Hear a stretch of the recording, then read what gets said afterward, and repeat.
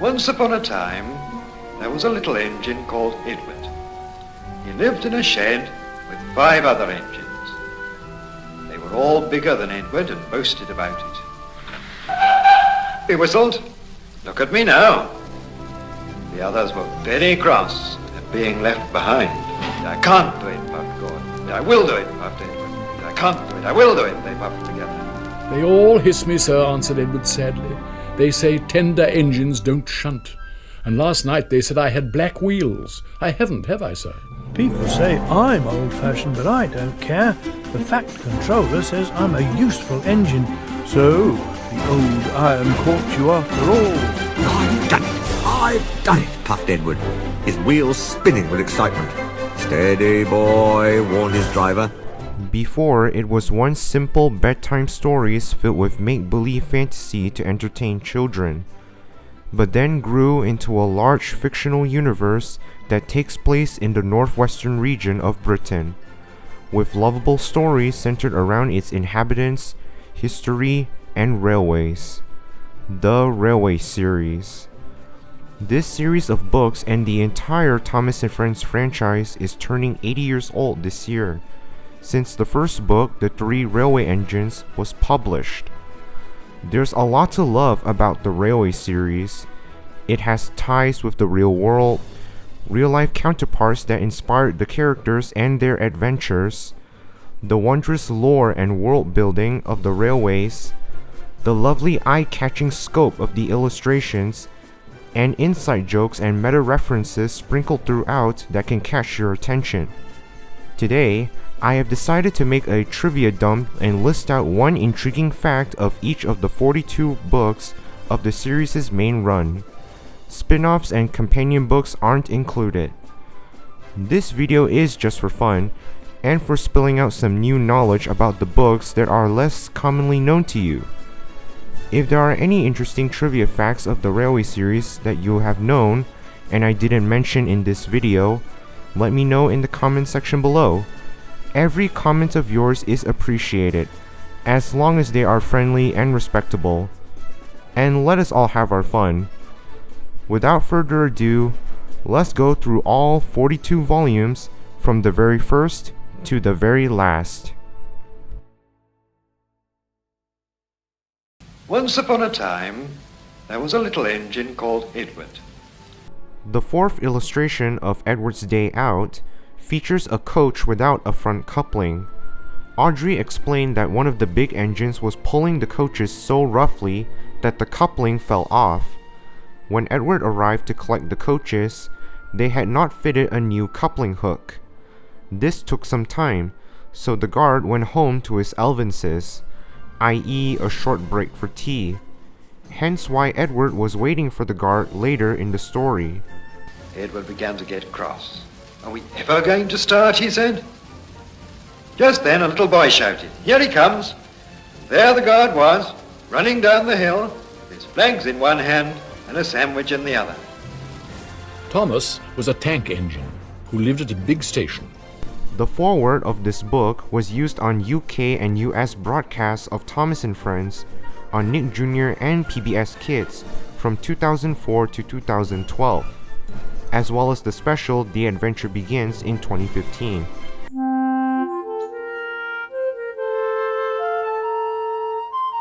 Dear Christopher, here is your friend Thomas the Tank Engine. He wanted to come out of his station yard and see the world. These stories tell you how he did it. I hope you will like them, because you helped me to make them. Your loving Daddy. James was a new engine who lived at a station at the other end of the line. In the island of Sodor, its people, history, and railways, it was mentioned that in Troublesome Trucks, James took his trucks to Kildane, but the final illustration depicts the destination as Walsworth instead. Thomas the Tank Engine is very proud of his branch line. In the 3rd illustration of Thomas and the Guard, Henry is depicted with a brass funnel, a Fowler tender, and square-shaped buffers, similar to how he was drawn by Reginald Payne in Thomas the Tank Engine. Awdry clarified the buffers goof by explaining that Henry needed a set of new buffers and used the same ones as Gordon's. We won't shunt like common tank engines. We're important tender engines. The big engine's comment of Edward having black wheels is a play on the word black leg, which is a slang term for someone who continues to work amidst a strike. However, the insult sounds odd coming from them, as James actually has black wheels. Talk about racism in this series. Henry liked being at crew, but he was glad to come home. A crowd of people waited to see him arrive in his new shape. In early editions of this book, the story Henry Sneeze contained a racial slur being used to describe the boys covered in ash. This remark caused a controversy so great that Awdry later changed it to as black as soot for all future publications. Smoke and steam and ashes spouted from his funnel. They went all over the bridge and all over the boys, who ran away as black as soot. Toby is a tram engine. He is short and sturdy. This book was inspired by a trip to a fish quay at Great Yarmouth in August 30th, 1951, where Christopher Awdry and his father saw a tram engine for the first time. Thus, the character Toby was created. Gordon was spotless, and his brass shone. The story, Leaves, is based on a real event where a train slipped on leaves at Bingham Tunnel. This event was mentioned by James's fireman, even stated that he was the fireman of said train. Phew, he sat down and mopped his face. I've never known that happen before. I have, said the fireman, in Bingham Tunnel, southern region. People say I'm old-fashioned, but I don't care. The fact controller says I'm a useful engine. In Bertie's Chase, Bertie's number plate reads CRD54. CRD refers to the initials of the illustrator's name, Clarence Reginald Dalby, and 54 is a nod to the year of the book's publication, which was 1954. Funnily enough, in the TV series, Bertie would wear the exact same number plate later on in season 23 of the show's CGI era. I miss Rennius very much. Yesterday, one of the new engines pushed him on a truck. In September 1955, Edmund Ward sent a proposal to BBC's Children's Television Department to adapt 4 Little Engines for television, but producer Frida Lindstrom declined, citing the complications which arose during their previously failed adaptation attempt in June 1953.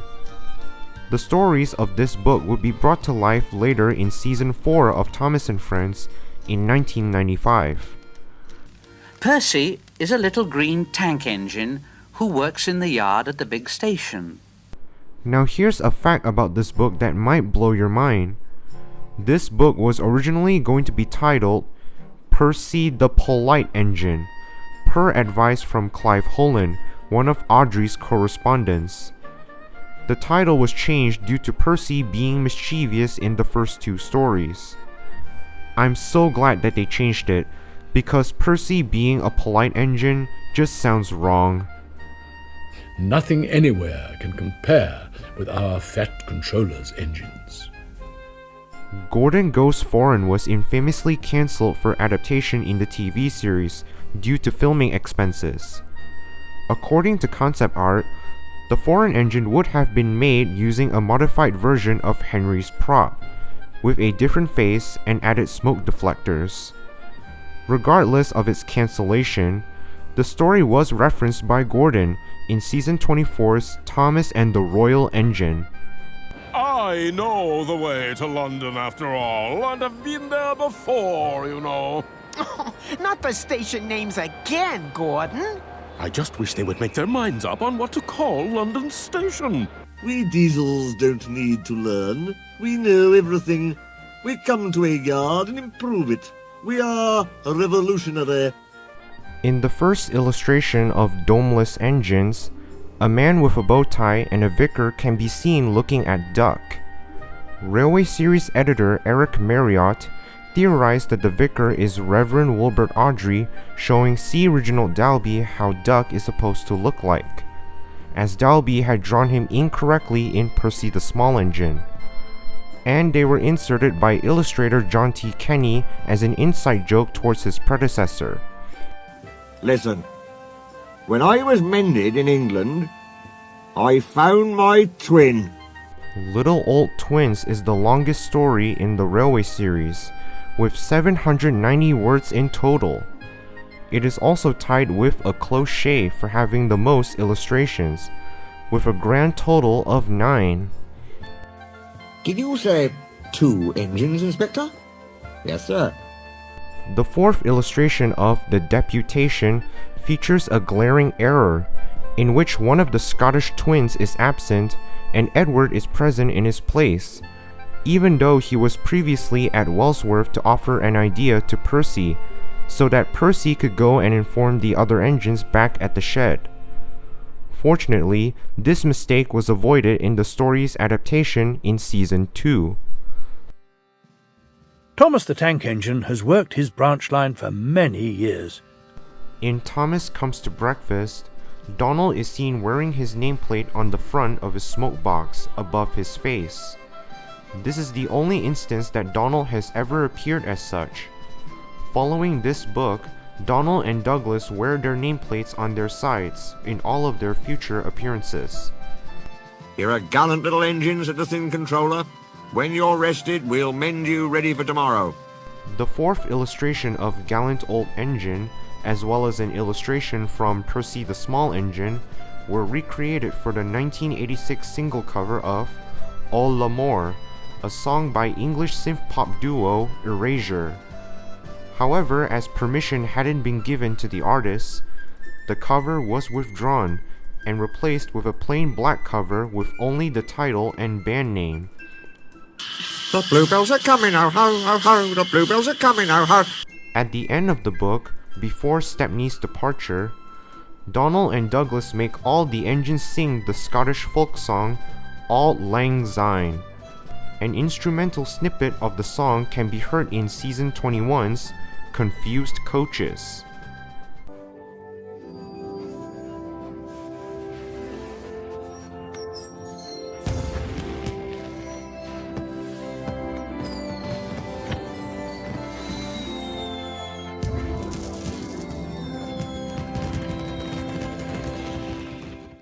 You be thankful, Sir Andrew, that we're not a mountain railway. A mountain railway? What's that? This book was the first and only appearance of the Culdifell Railway and its locomotives. Christopher Awdry has stated that the reason there aren't any more books about the mountain engines is due to the safety precautions and limited traffic on the Snowdon Mountain Railway, meaning no more story opportunities. The Culdifell Railway would not be acknowledged in the Railway series again until the finale book, Thomas and His Friends. Does the other railway have electric trains too? Asked Henry. Like the ones that go up past our mountain railway? Thank you, Your Grace, and everyone, for your kind wishes. You've given us both a lovely 100th birthday. Prior to this, the Skarloey Railway's coaches, Agnes, Ruth, Lucy, Jemima, and Beatrice, were faceless. This book is the only instance where the 5 of them are depicted with faces, and is also the last time they ever speak in the Railway series. Such a handsome engine they tittered. 6 wheels and a cab so distinguished, my dears, it's a pleasure to see him. Well done, boy. You've got 'em, you've got 'em. In the 4th illustration of Buzz Buzz, James wears a builder's plate on his capside, which reads 1948. This is inaccurate because James's actual built year is 1912. Here, this is just a nod to the publication year of James the Red Engine. We may be small, but we're quite efficient. Duck puffed away, much impressed. Season 6's faulty whistles may have taken inspiration from the story Mike's Whistle, as it shares a very similar premise. The original story itself was later adapted in Season 20, along with Tit for Tat and Useful Railway, making them the first Railway series stories since Season 4's Mind That Bike to be adapted for television, and the only stories to be adapted in CGI animation without being accomplished in model form. Please tell everyone, he went on, that whatever happens elsewhere, steam will still be at work here. Super Rescue is based on a real event which happened at Waterloo in April 1967, as acknowledged by Awdry in the foreword, where he states that photographs depicting the event sent by the mother of a child named Richard were used as reference for at least 2 of the story's illustrations. As a result, this book and The Little Old Engine are the only books that admit that the Railway series is entirely fictional. As I thought, he remarked. Rotten wood, rusty frames. Awdry had wanted to name this book Little Western Engines due to the stories being primarily focused on 2 characters, Oliver and Duck.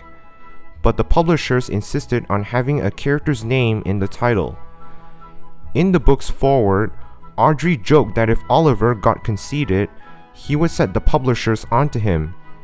M, to whom the foreword was addressed to, is Margaret Awdry, Wilbert Awdry's wife. Well, you'd better mind, unless you want to end up like number 2. Awdry created a model of Stanley for his mid-Sodor railway layout, which briefly had tram skirts on the right side to hide the lack of valve gear. However, the model was cumbersome and had a tendency to derail.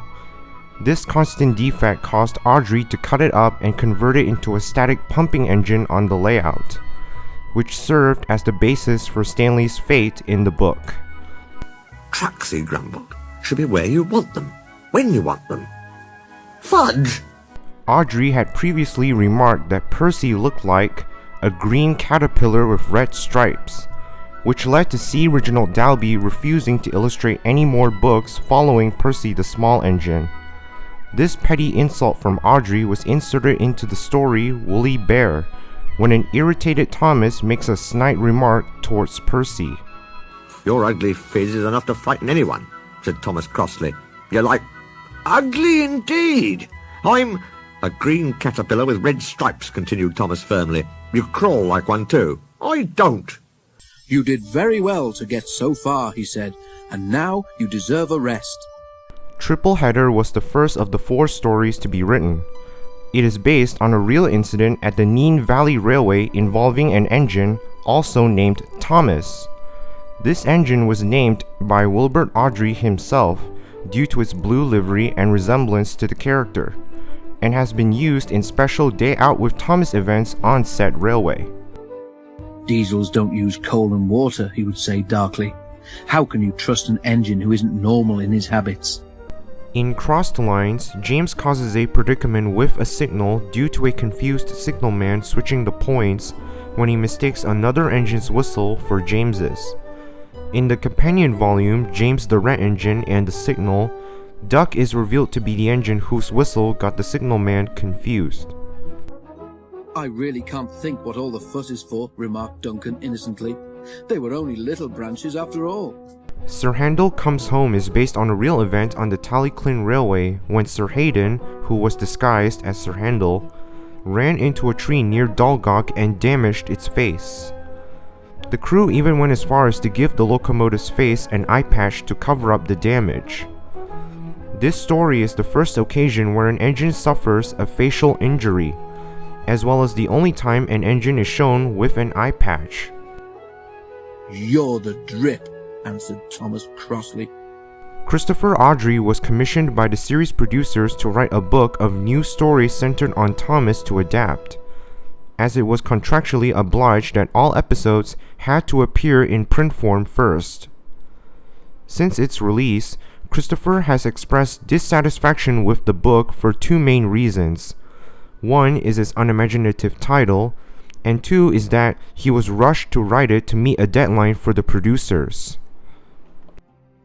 Speed's nothing to me, he said. Why, one of my Doncaster cousins went at 126 miles an hour.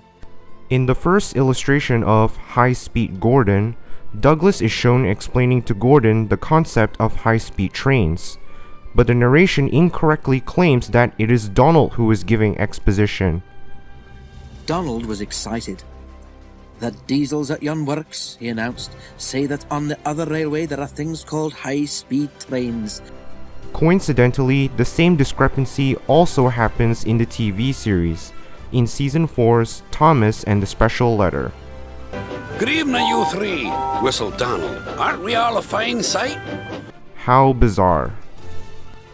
If I were you, he said, I should leave the roads to what they were made for. This was the first book of the Railway series that didn't contain the word engine or engines in its title. Although Christopher is regretful of breaking from tradition, he has stated it created new book title opportunities. This book is also the second to not have engine or engines at the end of the title, the first being Tank Engine Thomas Again. Oh dear, not another blue engine, said Bill cheekily. First Edward, then Donald and Douglas, and now... This book serves as a source of inspiration for episodes of the TV series. The movie Tale of the Brave borrows some elements from this book, as the opening begins with Thomas working with Bill and Ben while his branch line is closed for bridge work. Except Thomas's branch line, which was closed for repairs to a damaged bridge. The bridge across the river needs repair, the Fat Controller told the engines. I shall have to make a weight limit across it for a while. Percy and Daisy will be all right, and Toby too, but Thomas is too heavy. Scrambled eggs could have possibly been an inspiration for Season 6's Twin Trouble, where Donald and Douglas had an accident similar to that of Thomas's. And Ben's dilemma in Down the Drain could also have been an inspiration for ducks in Season 18's Duck in the Water. Well, go on, prompted Mike at last. Aren't you going to impress us with your thoughts after all? In the Railway series canon, Bert is rebuilt and an outline of a narrow-gauge engine with a taller cab and chimney in 1973, much like his real-life basis River Earth. Unfortunately, his rebuilt form has never been depicted in the illustrations, and he is inaccurately depicted in his original form in the book's last 3 stories, which take place in 1975 and 1976. My brothers and I were built to run fast goods trains, he said, but we did it so well that they let us pull expresses too in the end. In Museum Piece, when Thomas discusses about his visit to the National Railway Museum with Percy and Toby, the fictional television series Thomas the Tank Engine and Friends is acknowledged by Toby, as at the time, the series was currently past the 2nd season. Why me? Thomas asked Percy and Toby. Fancy the National Railway Museum people at, where is it, York, wanting me to go there? They've never even seen me. Yes, they have, said Percy. On television, added Toby. The Fat Controller told us about it. When is Thomas coming back? Asked Henry. If he does, he added, I shouldn't be surprised if he decides to stay as a museum piece. Several references to past stories are made in this book. In Snow Problem, Daisy's crew recalls Thomas getting stuck in the snow. Daisy hasn't got the weight that a steam engine has, the driver told the guard. She can't push her way through, and we all know how Thomas got stuck, don't we? In Washout, Percy recalls the time he got caught in a flood. Percy shivered. He could remember the time when he'd been stuck in a flood. He had got very cold and very wet. And in Toby's Megatrain, Toby recalls the time Thomas took on water from the river, and Mavis's accident with a lorry. But what if the water column breaks down? Asked Toby. Thomas warned me about the water from that river. His driver laughed. Don't worry, Toby, he said. We shan't take you fishing. It's not like Mavis to be late, he said to himself. I hope she hasn't had an accident and met another lorry that forgot to look where it was going. That's not right, protested Henry. The Fat Controller wants me to be green with red stripes, not red all over like tomato sauce. In Overhaul, when Henry stops after his tire breaks, the Peel Godred branch line can be seen in the background. However, the way the branch line is set out implies that it goes underneath the main line, instead of joining up with it. You and Percy make a fine pair, laughed Thomas. He had the porridge, and you had the milk. Christopher Awdry can be seen signing some copies of this book at a Day Out with Thomas event during the making of Thomas the Tank Engine featurette. and was seen in both the original feature in 1994 and later the following year. "We don't," interrupted a well-known voice. "Our Jubilee is a golden one." Gordon's incident with the birds in Bird Strike is based on a real event that occurred to a Great Western Railway Paddington to Worcester express train in August 1915. This said event is even mentioned by Gordon's fireman. "I've never heard of a bird striking an engine before." "A crow did it on the Great Western in 1915, chuckled the fireman. "I only read about it last week." "I'm here to name an engine. I don't know what it's called yet, so I shall have to read it to you." In I Named This Engine, the Thin Controller is said to live at the big house between Glenlock and Crosney Curran. Skarloey passed the big house where the Thin Controller lived, and went as far as the middle station. But according to the island of Sodor, its people, history, and railways, it is the owner who lives there, while the Thin Controller lives at a cottage at Croven's Gate. The manager is also referred to as a separate person from the Thin Controller, when he is the manager. It seems likely that Christopher misidentified the owner as the manager in this story. "And she's old and lonely. She's got no wheels and her roof leaks like a sieve," interrupted Thomas's driver. "Don't even think about it." The release of this book coincided with the release of the first 2 episodes of Thomas and Friends Season 11, Thomas and the Storyteller, and Emily's Rubbish in the UK, on 3rd of September 2007. "My parents," said the prince, "read stories about your railway to me as a child. There will never be anything like it anywhere." This book is dedicated to the late Rev.W.Awdry and has the inscription before the foreword, "In memory of the Rev.W.Awdry, without whom none of Thomas's adventures would have been told."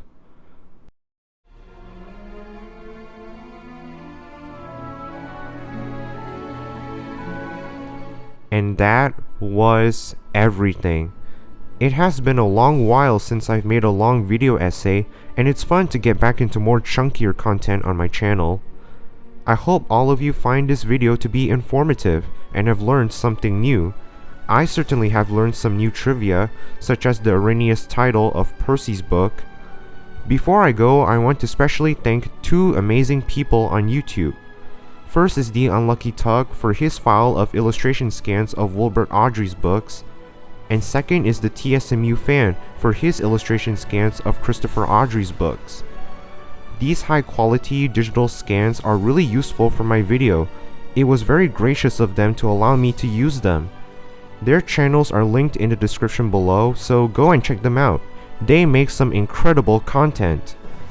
The 80th anniversary of the Railway series is less than a week away, and I hope to get out a special video when that day comes. So stay tuned for that. As I was editing this video, my channel had just hit 3,000 subscribers. That's a huge milestone I've reached, so thank you all for watching my videos and for your continued support and feedback. Please follow me on my socials linked in the description, and if you haven't subscribed yet, don't hesitate to do so now. Thanks for watching. I'll see you in the next one.